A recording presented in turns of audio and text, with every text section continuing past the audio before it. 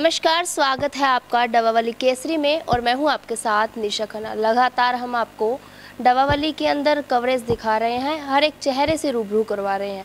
तो आज उसी के तहत डवावाली की खास शख्सियत से आपको मुलाकात करवाने वाले हैं। खासकर मैं आपको बता दूं कि वो शख्सियत मेरे साथ ही मौजूद है और परिचय के मोहताज नहीं है, लेकिन एक बार हम उन्हीं की जुबानी से सुनेंगे उनके बारे में, आखिर वो है क्या। जी सर, सबसे पहले तो डवावाली केसरी में आपका स्वागत है। बेटे, आपके चैनल का मैं बहुत बहुत धन्यवाद करना। ये चैनल बहुत ही साफ़ सुथरा और बढ़िया है और दिली रिस्पेक्ट करना आपके चैनल की, डवावाली केसरी। सर, मैं आपके बारे में जानना चाहूँगी, थोड़ा आप अपने बारे में अपना परिचय दे दीजिए। बेटे, मैं तो आपदे मूँहों दसांगा तो आपदे मूँहों मियाँ मिठू बनना, पर शहर दे विच पुछोगे तो ज़्यादा बढ़िया लगेगा। पर जे तुसी कहिंदे जे तो मेरी एक सोच है, आप चाहवान हो तो मेरी एक सोच है कि एक ने कही दूसरे ने मानी, दोने ब्रह्म ज्ञानी। हाँ जी हाँ जी कहना ते सदा सुखी रहना। देखिए, इनसे मैंने परिचय जानने की कोशिश की, लेकिन इन्होंने बताया कि अपने मुंह से मैं क्या तारीफ करूं। लेकिन मैं आपको बता दूं कि एक समाज सेवी है, वहीं राजनीति के अंदर भी इनका एक अहम योगदान है। जाने माने इंसान है डवावाली के। लेकिन अभी बात करेंगे हम चुनावों को लेकर। चुनावी माहौल है जो कि पूर्ण रूप से चुनावी बिगुल बजा हुआ है, उसको लेकर हम चर्चा करेंगे। आखिर डवावाली के अंदर चुनावी माहौल किस तरह का, क्योंकि इनका राजनीति के अंदर अच्छा लंबा खासा एक्सपीरियंस रहा है। सर, चुनावी निकाय चुनाव बिगुल बजा हुआ है, डवावाली के अंदर किस तरह का माहौल है? बहुत बढ़िया साफ़ सुथरा माहौल बनेगा।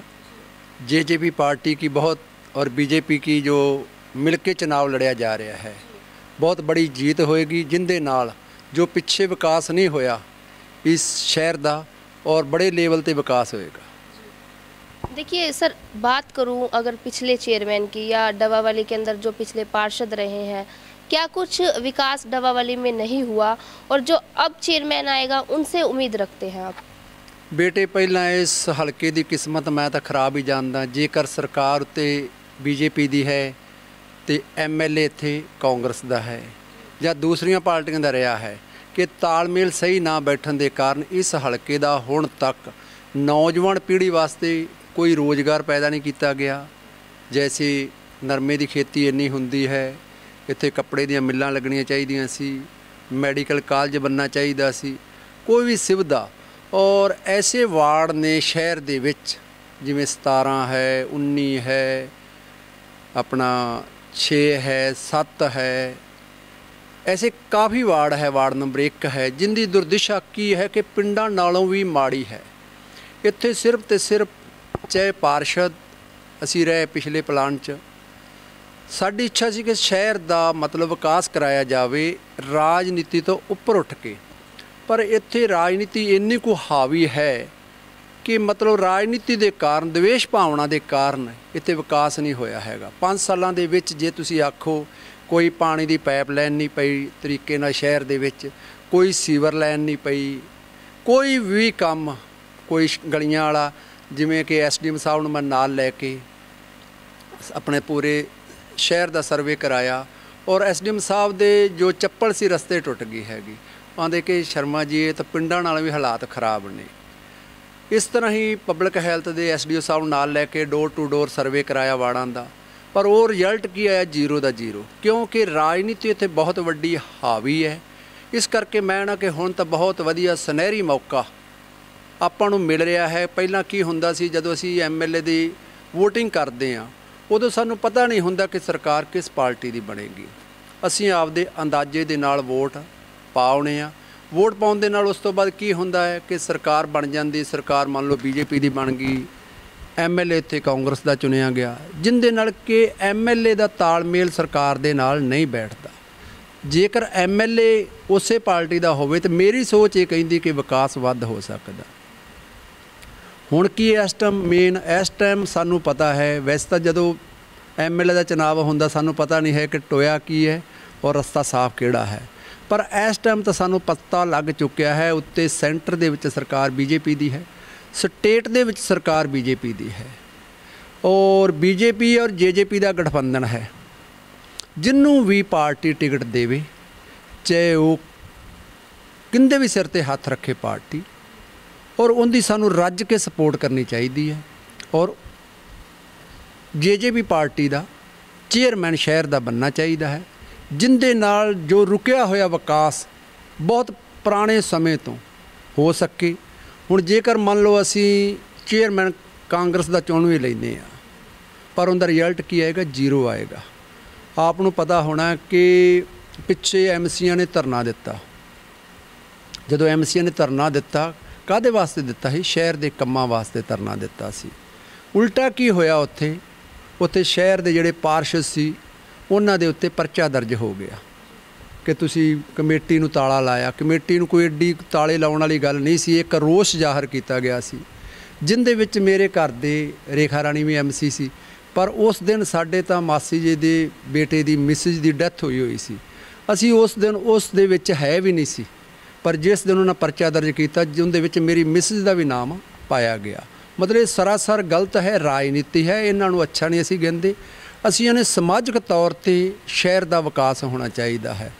ਪਰ ਸਮਾਜਿਕ ਤੌਰ 'ਤੇ ਹੁਣ ਸਾਡੇ ਕੋਲ ਇੱਕ ਬੜਾ ਵਧੀਆ ਸੁਨਹਿਰੀ ਮੌਕਾ ਮਿਲ ਰਿਹਾ ਹੈ ਕਿ ਸੈਂਟਰ ਦੇ ਵਿੱਚ ਸਰਕਾਰ ਬੀਜੇਪੀ ਦੀ ਹੈ, ਸਟੇਟ ਦੇ ਵਿੱਚ ਸਰਕਾਰ ਬੀਜੇਪੀ ਜੇਜੇਪੀ ਦਾ ਗਠਬੰਧਨ ਹੈ। ਮੈਂ ਤਾਂ ਕਹਿੰਦਾ ਪ੍ਰਮਾਤਮਾ ਦੀ ਕਿਰਪਾ ਨਾਲ ਸਦਾ ਕਾਇਮ ਰਹੇ। ਔਰ ਹੁਣ ਜੋ ਚੁਣਾਵ ਲੜਿਆ ਜਾ ਰਿਹਾ ਹੈ, ਇਹ ਚੁਣਾਵ ਜੋ ਐਮਸੀ ਦੇ ਚੇਅਰਮੈਨ ਦੇ ਹੈ ਰਲ ਕੇ ਲੜੇ ਜਾ ਰਹੇ। ਸਾਰੇ ਵਰਕਰਾਂ ਨੂੰ, ਸਾਰੇ ਨੇਤਿਆਂ ਨੂੰ ਮੈਂ ਅਪੀਲ ਕਰਨਾ ਚਾਹੁੰਦਾ, ਪੂਰੀ ਇਮਾਨਦਾਰੀ ਨਾਲ ਪਾਰਟੀ ਜਿਹਦੇ ਸਿਰ ਦੇ ਉੱਤੇ ਹੱਥ ਰੱਖਦੀ ਹੈ ਉਹਨੂੰ ਭਾਰੀ ਬਹੁਮਤ ਨਾਲ ਜਿਤਾ ਕੇ इस हल्के का विकास कराया जाए। देखिए, पहले गठबंधन की जो सरकार है अलग अलग अपने उम्मीदवार उतारने की बात कर रहे थे मैदान में, लेकिन रात को ही बयान आता है कि गठबंधन की सरकार अपना एक ही उम्मीदवार उतारेंगे। तो अब एक उम्मीदवार होने से विपक्षी पार्टियों के साथ क्या कंपटीशन रहेगा? बहुत ज़बरदस्त है जी, जीत 100% तय है। जेजेपी पार्टी जो टिकट देगी, जिमें रात सुन च आया है कि जेजेपी और बीजेपी प्लस है, तो जेजेपी दे और बीजेपी दे 100% मैं पूरे हरियाणे लेवल ते भी गल कहांगा कि मतलब अजे भी लोग जेकर किसी होर पार्टी नूं वोट करते हैं, ठीक है, जिन्हां दा लगाव है पार्टी नाल बज्जे है वो पाउणगे, पर मेरे हिसाब नाल जो सुलझे हुए इंसान होणगे वो बीजेपी ते जेजेपी दे सांझे उम्मीदवार नूं जिता के हरियाणे दा विकास कराउणगे। सर देखिए, जिस तरह से आपका जेजेपी के साथ अच्छा नाता है और जेजेपी ने भी अपना चेयरमैन पद के लिए उम्मीदवार मैदान में उतार दिया है, लेकिन आपका राजनीतिक में अच्छा सफ़र रहा है, तो समस्याएं भी आपसे शहर की छुपी नहीं है। तो उन समस्याओं को चेयरमैन जो है जीत हासिल करता है, तो आपकी तरफ से किस तरह से उन समस्याओं को जल्दी उठाया जाएगा? ਅਸੀਂ ਉਹਦੇ ਨਾਲ ਮੋਢਾ ਜੋੜ ਕੇ ਪਹਿਲਾਂ ਤਾਂ ਅਸੀਂ ਜਿਤਾਉਣ ਦਾ ਕੰਮ ਕਰਾਂਗੇ। ਉਸ ਤੋਂ ਬਾਅਦ ਜਿਹੜਾ ਵਿਕਾਸ ਜਿਹੜੇ ਵੀ ਵਾਰਡ ਦੇ ਵਿੱਚ ਹੈ, ਚਾਹੇ ਉਹ ਵਾਰਡ ਨੰਬਰ 7 ਹੈ, ਚਾਹੇ 6 ਹੈ, ਚਾਹੇ 5 ਹੈ, ਚਾਹੇ 19 ਹੈ, ਚਾਹੇ 1 ਹੈ, ਚਾਹੇ 17 ਨੰਬਰ ਵਾਰਡ ਹੈ, ਸਭ ਤੋਂ ਪਹਿਲਾਂ ਜਿੱਥੇ ਕੰਮ ਹੁਣ ਤੱਕ ਨਹੀਂ ਹੋਇਆ ਉੱਥੇ ਕੰਮ ਕਰਾਉਣ ਦਾ ਅਸੀਂ ਕੰਮ ਕਰਾਂਗੇ। तो शहर की जो मुख्य समस्याएं हैं और क्या कुछ है? शहर की सब तो वड्डी सफाई की व्यवस्था है। बहुत घट कर्मचारी ने, एक वार्ड नूं एक मैंबर दिता जाता है, वो एक टाइम आउंदा है मुलाजम, एक टाइम नहीं आउंदा। जदों कि मेरे वार्ड दियाँ घट तो घट 65 तो 70 गलियां ने वार्ड नंबर 17 दियाँ, और उन्हां दे विचों 2 ਜਾਂ 3 गलियां वो एक टाइम दे विच करके जांदा हैगा, जिस कारण सफाई का भी जनाजा निकलिया होया है। इस करके जो सफाई कर्मचारी है उन्हां नूं वध भर्ती किया जाएगा और सफाई नूं पहल के आधार पर सफाई का हल किया जाएगा। दूसरा, पानी की पाइपलाइन का, सीवर लाइन का, जो गलियां ने जो अनअप्रूवड एरिया है, मैं हुण सरकार नूं, हरियाणा के मुख्यमंत्री साहब नूं और डिप्टी CM नूं भी एक अपील करनी चाहना कि जदों सानूं वोटां की जरूरत हुंदी है, असी रात नूं, चाहे साडी भैन नैना सिंह चटाला उन्होंने जिताउण दा काम कीता सी, चाहे भाई अजय सिंह चटाला जी नूं जिताउण दा काम कीता सी, असी रात नूं 11-11, 12-12, 1-1 वजे तक एरिए दे विच घुम के झोली अड्ड के वोटां मंगदे रहे। पर जदों असी जित जाने उन्नी सार असी नहीं लैंदे, जिंदे करके वो रिजल्ट वाला वधिया नहीं आउंदा।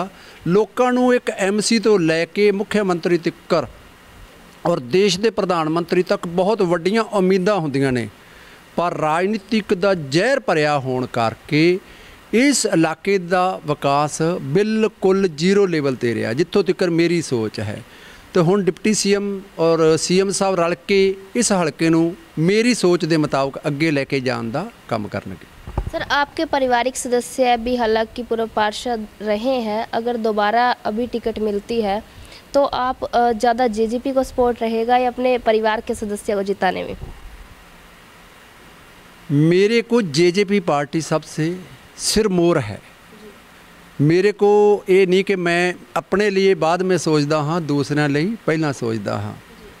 मेरा सब तो जोड़ा मेन एजेंडा है शहर का विकास कराना और नौजवान पीढ़ी जो नशियां की गिरफ्त में जा रही है उन्होंने रोज़गार दिवाना और नशियां तो रहत बनाना। तो देखिए, अभी जेजेपी ने अपना उम्मीदवार उतार दिया है, गठबंधन की सरकार है और ये डबावाली की जनता के हाथ में है कि उम्मीदवार जो चेयरमैन है वो किस तरह का बनाए। तो आप डबावाली की जनता से किस तरह की अपील करोगे? मैं तो कहना कि 100% जेजेपी ਦੇ उम्मीदवार ਨੂੰ ਜਿਤਾਉਣਗੇ और हल्के का विकास होएगा, शहर का विकास होएगा। ये देखिए, चुनावी बिगुल के बजते ही आज हमने बातचीत की और इन्होंने बताया कि पूर्ण रूप से है जो जीत एक तरफा नज़र आ रही है। जेजेपी के ही यहाँ पर है चेयरमैन बनेंगे और यहाँ पर जो विकास कार्य रुके हुए हैं वो विकास कार्य होंगे जल्द ही, क्योंकि जो सरकार है गठबंधन की सरकार है, सेंटर में भी और स्टेट में भी गठबंधन की ही सरकार है। तो उन्होंने कहा कि विकास कार्य जहां नहीं हुए वो अब यहां पर पूर्ण रूप से जल्दी होंगे, इस तरह का इनका कहना है। अब ये तो आने वाला समय बताएगा कि आखिर कौन सा चेहरा यहाँ पर देखने को मिलता है चेयरमैन के रूप में। तो इसी तरह चुनावी कवरेज आपको लगातार दिखाते रहेंगे। मुझे दीजिए इजाज़त, फिर हाजिर होंगे नए मुद्दे और नए अपडेट के साथ।